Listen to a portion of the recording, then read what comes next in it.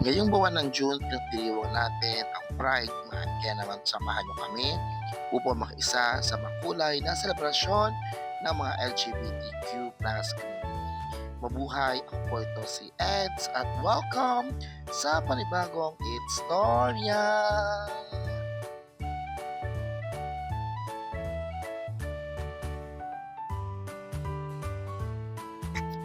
Sa initiative nga ng Supreme Student Learning Government ng Taliban National High School ay nakaisa ang mga Talibenyo sa pagdiriwang ng Pride Month ngayong buwan na ito.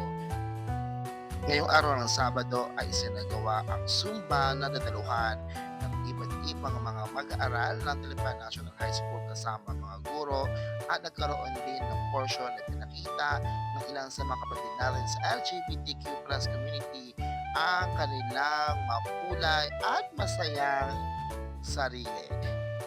Nakaisa din at nagbigay ng suporta ang aming minamahal na punong Guro 4, Ma'am Marina Carcabueva, para ipakita at ipahayag ang kanyang pagmamahal sa mga LGBTQ plus community. At syempre, nakaisa din po tayo sa Zumba na ito.